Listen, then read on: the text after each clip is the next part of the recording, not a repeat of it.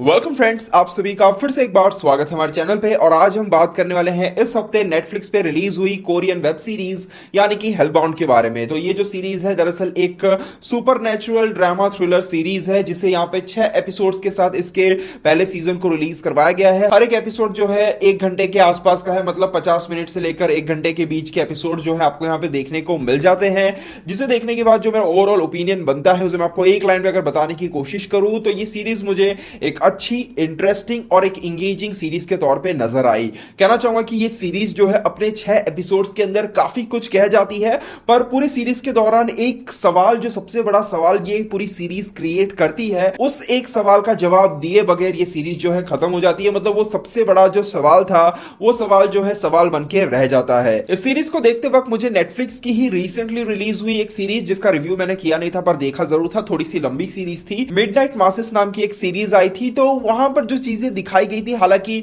उस सीरीज का कोई कनेक्शन नहीं है, काफी डिफरेंट है, पर एक जो फील है, जो तरीके से चीजों को बताने की कोशिश की गई है, जिन चीजों पर फोकस डाला गया है, जिस तरीके से प्रेजेंट किया गया है, काफी कुछ एक सिमिलैरिटी या फिर कहें एक जो सेम वाइब्स है वो आपको शायद महसूस हो सकती है जब आप इस सीरीज को देख रहे हो। तो बिना किसी स्पॉइलर की अगर कहानी के बारे में हम बात करें तो फिल्म की कहानी की शुरुआत में ही हमें देखने को मिलता है कि कुछ रैंडम लोगों को यहां पे सिलेक्ट किया जाता है, जिनको एक फरिश्ता आता है जो भविष्यवाणी करता है और बताता है कि इस तारीख को इस टाइम पर आपकी मौत होने वाली है, आपको नर्क में भेजा जाएगा। और उसी दिन उसी तारीख को ये 3 मॉन्स्टर्स जैसे लोग जो नजर आ रहे हैं वो यहां पे आते हैं, सिर्फ और सिर्फ उस पर्टिकुलर व्यक्ति को वहां पे मारते हैं और उसे जलाकर राख कर देते हैं। इसके अलावा जब तक उन्हें और कोई छेड़ता नहीं है वो किसी और को नुकसान नहीं पहुंचाते हैं। तो इस सीरीज में एक चीज कहना चाहूंगा कि ये जो भविष्यवाणी है, इस चीज को बहुत ही बेहतरीन तरीके से स्टेजिंग दी गई है और इसको यूज करते हुए कहानी के अंदर जो ट्विस्ट एंड टर्न्स हमें देखने को मिलते हैं वो काफी इंप्रेसिव थे और कहना चाहूंगा कि काफी रियलिस्टिक और काफी हद तक लॉजिकल नजर आते हैं। सीरीज की यही चीज मुझे काफी पसंद आई कि सीरीज का जो मेन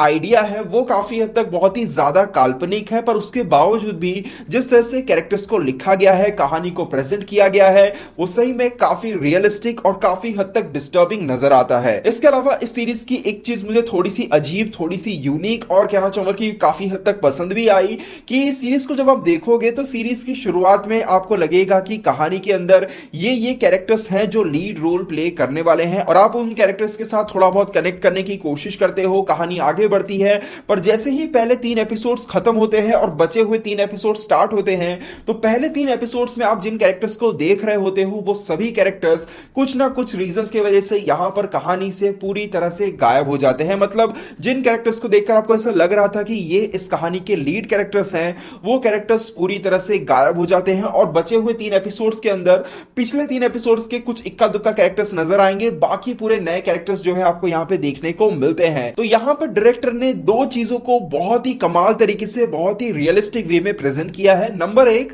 कि अगर किसी शहर के अंदर कुछ घटना हो रही है तो जरूरी नहीं कि वो सिर्फ कुछ लोगों पर असर डाले, वो काफी लोगों पर असर डालती है, जिसको दिखाने के लिए उन्होंने यहां पे 2 सेक्शंस में कहानी को डिवाइड किया। दूसरी तरफ अगर आप देखोगे कि ये जो कहानी में एक सिचुएशन क्रिएट होती है, एक बहुत ही सीरियस कंडीशन क्रिएट हो जाती है जहां पर शहर से लोग गायब होते जा रहे हैं, कोई छुप रहा है, कोई अपनी सच्चाई छुपाने के लिए छुप रहा है, तो कोई अपनी मौत छुपाने के लिए छुप रहा है, तो कोई दुनिया से बचने के लिए छुप रहा है। तो ऐसी एक सिचुएशन जब एक पूरे शहर के अंदर क्रिएट हो रही है तो ऐसी एक सिचुएशन को रियलिस्टिक वे में प्रेजेंट करने के लिए डायरेक्टर ने कुछ लीड कैरेक्टर्स को ही कहानी से पूरी तरह गायब कर दिया। हो सकता है कि ये चीजें कुछ लोगों के लिए थोड़ा सा एक नेगेटिव पॉइंट साबित हो, पर मुझे ये चीज, ये आइडिया जो है काफी पसंद आया। तो इन सभी चीजों के साथ साथ फिल्म के अंदर इस पूरे गंभीर सिचुएशन को जो एक बिल्ड दिया गया है, जो एक बेस दिया गया है, वो काफी बेहतरीन है। जहां पर थ्रू आउट द सीरीज एक सवाल जो है बहुत ही कमाल तरीके से बिल्ड किया जाता है कि दुनिया को एक अच्छी दुनिया बनाने के लिए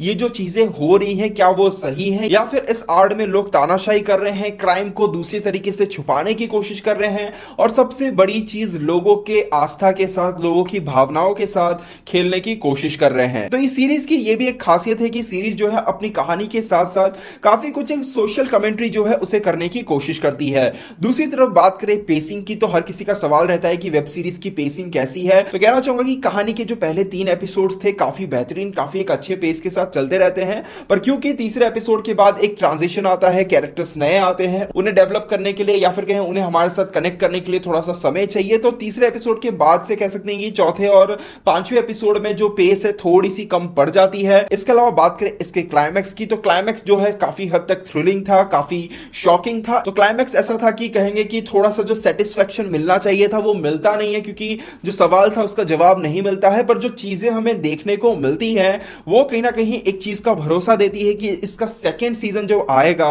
वो शायद इससे भी ज्यादा और इंटरेस्टिंग हो सकता है, क्योंकि अब जो चीजें हैं या फिर अब जो सवाल है वो और ज्यादा बढ़ चुके हैं। इसके अलावा बात करें सीरीज में कास्ट परफॉर्मेंसेस की, तो सभी का काम सीरीज में काफी बेहतरीन है। हर एक ने अपने कैरेक्टर को बहुत ही अच्छी तरीके से निभाया है। इनोसेंट कैरेक्टर्स से लेकर क्रेजी संकी कैरेक्टर्स तक को इतनी बेहतरीन तरीके से प्रेजेंट किया गया है कि एक एरो हेड का कोई एक मेंबर है कि या फिर उसका कोई एक फॉलोवर था जो यहां पर सोशल मीडिया पे बैठ के स्ट्रीमिंग वगैरह करता था, वो जिस तरह से बात करता है, जिस तरह से चीखते चिल्लाते हुए बोलता है ना, सच बता रहा हूं मेरे सामने अगर होता तो मैं शायद उसका सर फोड़ देता। मतलब इतना ज्यादा इरिटेटिंग था। मतलब आप देखोगे तो कैरेक्टर ने अपने काम को बहुत अच्छी तरीके से प्ले किया है। मतलब वो कैरेक्टर जो इरिटेट करने की कोशिश करता है उसमें काफी हद तक कामयाब रह जाता है, और वो भी अगर आप देखोगे तो वो भी तीसरे एपिसोड तक काफी ज्यादा सक्रिय रहता है, पर तीसरे एपिसोड के बाद वो भी अचानक से गायब हो जाता है, पर वो फिर से वापस आता है आखिरी एपिसोड के अंदर, एक इंपॉर्टेंट रोल प्ले कर जाता है। इसके अलावा बात करें कुछ नेगेटिव्स की, तो यहाँ पर जो मॉन्स्टर्स आपको देखने को मिलते हैं उनके लिए जो सीजीआई वगैरह का इस्तेमाल किया गया है वो डिसेंट है, इतना कुछ खास नजर नहीं आता है। हालांकि वो जब अपना काम कर रहे होते हैं, काम करके चले जाते हैं, जब बॉडी जली हुई नजर आती है वो थोड़ी सी डिस्टर्बिंग थी। इसके अलावा एक चीज काफी लोगों को खल सकती है कि 6 एपिसोड्स मतलब लगभग 6 घंटे का टाइम लेने के बावजूद भी